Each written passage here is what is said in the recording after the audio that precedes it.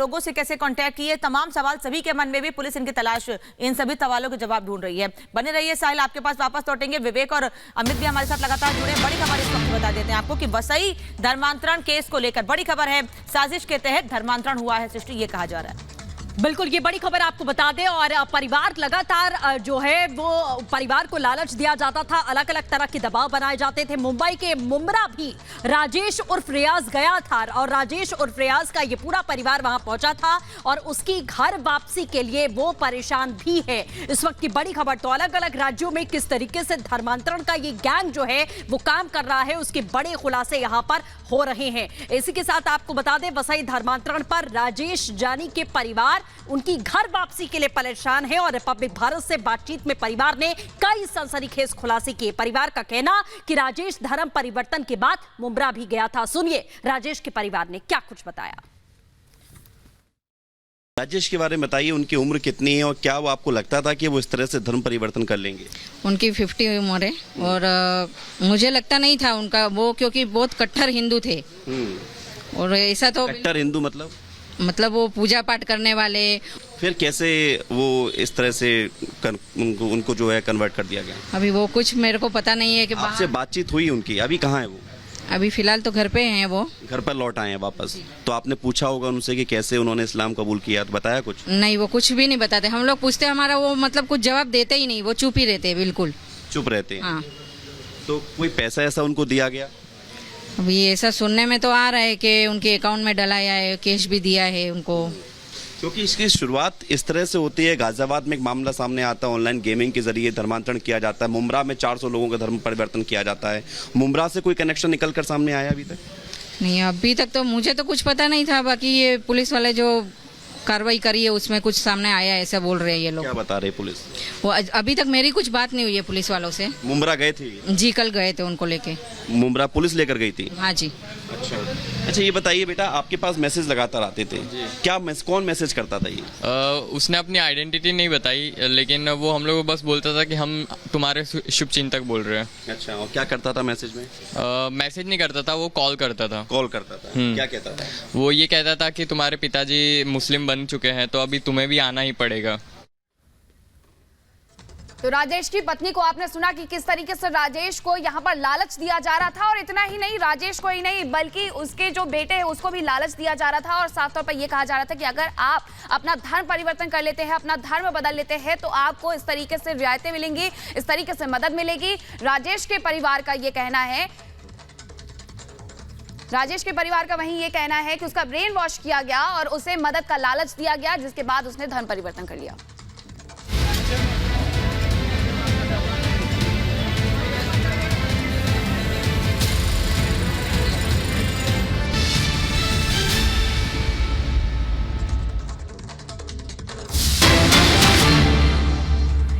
और इस बीच एक बड़ी खबर आपको बताते हैं, जहां दिल्ली में धर्मांतरण गैंग पर खुलासा हुआ है। रैन बसेरे में धर्मांतरण की साजिश रची गई, पुलिस ने कलीम को गिरफ्तार किया है। बिल्कुल, और बड़ी खबर आपको बता दें कि बाराबंकी का रहने वाला बताया गया है आरोपी कलीम, जो कि नौकरी छोड़कर धर्मांतरण करवाने के लिए यहां पर आया था। और दिल्ली के रैन बसेरे में आपने देखा कि किस तरीके से 3 लोगों को लगातार वो ब्रेन वॉश करके उन्हें धमकी दे रहा था, अलग अलग तरीके, अलग अलग चीजों का लालच भी दे रहा था धर्म परिवर्तन करने के लिए। और साहिल का रुख कर लेते हैं। साहिल, लगातार अलग अलग जगहों से मामले सामने आ रहे हैं, फिर चाहे दिल्ली हो, मुंबई हो, उत्तर प्रदेश, सभी जगह पर ऐसे मामले सामने आ रहे हैं और इसमें एक्शन भी किया जा रहा है। क्या इनका कनेक्शन गाजियाबाद से या गाजियाबाद का कनेक्शन इन किसी जगहों से जुड़ता दिखा है? अभी तक कुछ पता चल पाया है?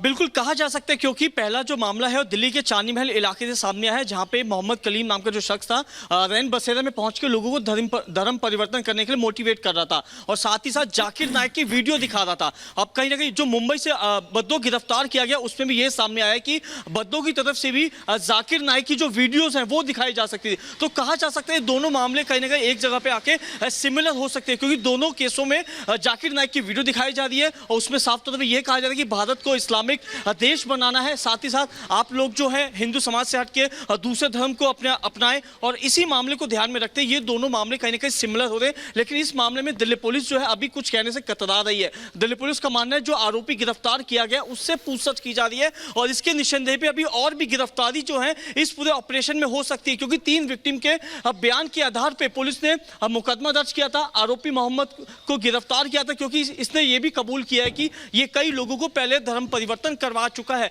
और एक शख्स जो बिल्कुल है साहिल, जिस तरीके से आप लगातार जानकारी दे रहे हैं कि मोहम्मद कलीम इस पूरे खेल का मास्टरमाइंड बताया गया। फिलहाल हमारे साथ जुड़ने के लिए बहुत बहुत शुक्रिया। तो लगातार आपको हम जानकारी दे रहे हैं कि मोहम्मद कलीम की गिरफ्तारी दिल्ली से की गई, जो रैन बसेरे में आपको बताएं 3 लोगों को टारगेट कर रहा था, उन्हें उनका ब्रेन वॉश करने की कोशिश कर रहा था, अलग अलग लालच दे रहा था, और ये बाराबंकी का बताया गया जो कि अपनी नौकरी छोड़कर इस तरीके का काला खेल खेल रहा था, वो भी पिछले 3 साल से। देखिए रिपोर्ट में। दिल्ली में धर्मांतरण के कितने किरदार, देश के दिल में धर्मांतरण वाला खेल। गाजियाबाद के बाद दिल्ली से जुड़े धर्मांतरण के तार। कहता है अगर हमें जन्नत तभी नसीब होगा जब हम ये करेंगे, नहीं करेंगे तो कोई नसीब हमारी जन्नत वन्नत नहीं है। हम मूर्तियों को क्यों पूजते हैं, ये ठेस पहुंचाई हमारी भावनाओं को, हमारे धर्म को ठेस पहुंचाया उसने। 5 टाइम नमाज पढ़ना, कहता है हिंदू यहाँ देवी देवता को नहीं मानना, ऐसे दबाव डाला जाता था, और बाद में हमें धमकी देता था जे तुम यदि धर्म को कन्वर्ट नहीं करोगे तो इस्लाम कबूल नहीं करोगे तो तुम्हें सर कलम कर दिया जाएगा। सुना आपने कट्टरपंथी किस तरह बरगला रहे हैं, लालच दे रहे हैं, वीडियो दिखा हिंदुओं के दिमाग में जहर भर रहे हैं। दिल्ली के दिल में भी पिछले कई सालों से धर्मांतरण वाला खेल चल रहा था। ठीक वैसे ही जैसे गाजियाबाद में ऑनलाइन गेम के नाम पर बच्चों का ब्रेन वॉश किया जा रहा था, वैसे ही दिल्ली में जाकिर नाइक के वीडियो दिखाकर ब्रेन वॉश करने का खेल चल रहा था। यहाँ टारगेट पर युवक और नौजवान थे।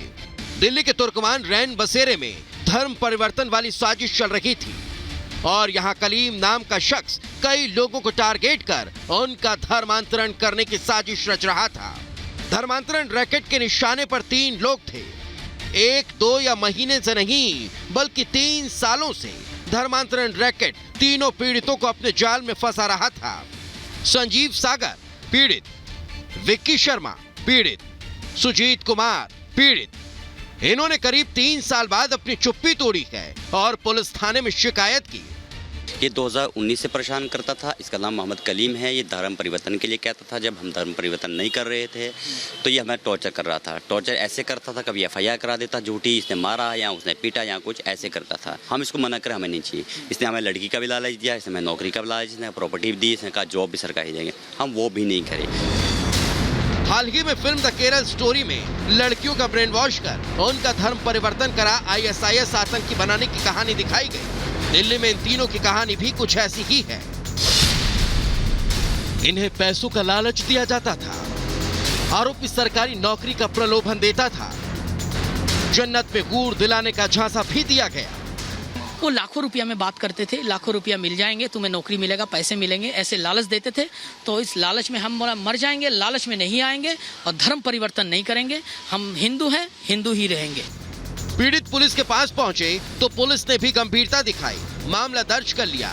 यहाँ पीड़ितों ने पुलिस को यह भी बताया कि आरोपी मोहम्मद कलीम लंबे समय से चांदनी महल थाना इलाके में बने रैन बसेरे में आया करता था। जिस तरह से पढ़ा लिखा है, B.Tech कंप्यूटर साइंस किया हुआ है, घर से इसे निकाला हुआ है, नौकरी इसने छोड़ी हुई है। उसके बाद ये रैन बसेरे में क्यों रह रहा था, कैसे रह रहा था, और मोबाइल से जिस तरह से सामग्री मिली है उस तरह की सामग्री वो सस्पिशियन है। कुछ मदरसे हैं जिनके संचालकों के साथ ये संपर्क में था, और कुछ रसीद काटने वाली जो है बुकलेट इससे बरामद हुई है। साथ ही में जो मोबाइल से जो मैंने बताया उसमें कुछ रिलीजियस ग्रुप से जो टच में रहा है उनको भी चेक कर लिया जाएगा।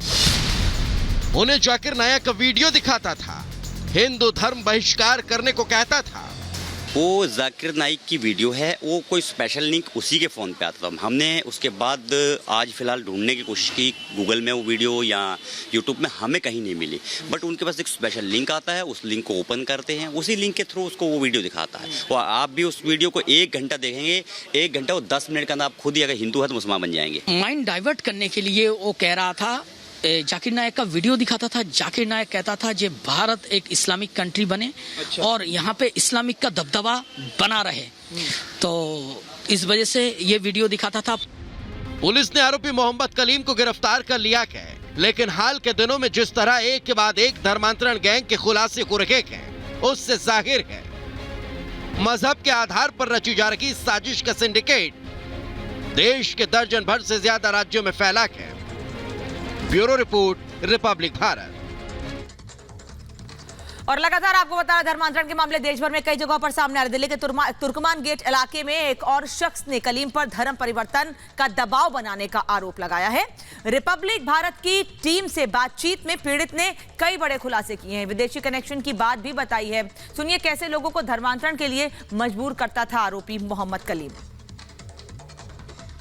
दिल्ली के चांदनी महल इलाके में बने रैन बसेरा के धर्म परिवर्तन मामले में तीसरा विक्टिम जो है हमारे साथ मौजूद है। इनसे बातचीत करते हैं, कब से वो शख्स इनको परेशान कर रहा था और क्या क्या इनको बातें करता था जिससे इन पर दबाव बनाता था। कितने टाइम से वो शख्स आपको परेशान कर रहा था, उसका नाम क्या है? उसका नाम मोहम्मद कलीम है। 2019 से उसने मेरे को टॉर्चर कर रखा था। अब तक मेरे पे 5 मुकदमे भी दर्ज करवा चुका है, 5 थानों में कंप्लेंट मेरी दर्ज करा चुका है। मेरे को फोर्स करता था, मना करता था। मैं अपने घर पे बैठा होता था, यहाँ बैठे बैठे कहीं भी जा कर के 100 नंबर पे कॉल करके पुलिस डिपार्टमेंट में जाके मेरे अगेंस्ट मुकदमा दर्ज करवा देता था। हर बार मेरे को कभी जमानत लेनी पड़ती थी, कभी पुलिस में जा कर के अपने एविडेंस अपने कि मैं ठीक हूँ, मैंने ऐसा कोई गलत काम नहीं किया, हर बार एविडेंस देने पड़ते थे।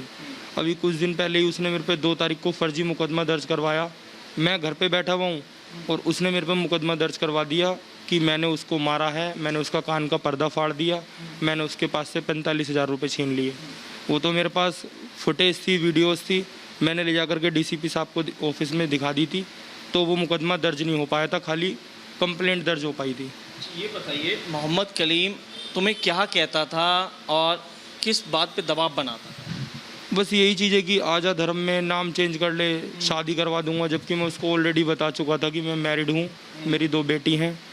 काफ़ी बार मैंने उसको मना करा, लेकिन वो मानता नहीं था, साइको टाइप में था। जरा सी बात में जैसे मेरे को बोलता था, मैं अग्रेसिव हो जाता था, तो फ़ोन निकाल लेता था, लाइव दिखाने लगता था कि देख मैं तेरा क्या हाल करूँगा, तुझे पता नहीं है मैंने कितनों का कैसे कैसे इलाज करा है। बहुत बार का चांस हुआ, मैंने पैर तक पकड़े उसके। मैंने कहा भाई मैं ये नहीं कर सकता, नहीं मानता था। रात को 2-2 बजे किसी का भी फ़ोन लेके मुझे कॉल करता था, 1:30 बजे, 2 बजे।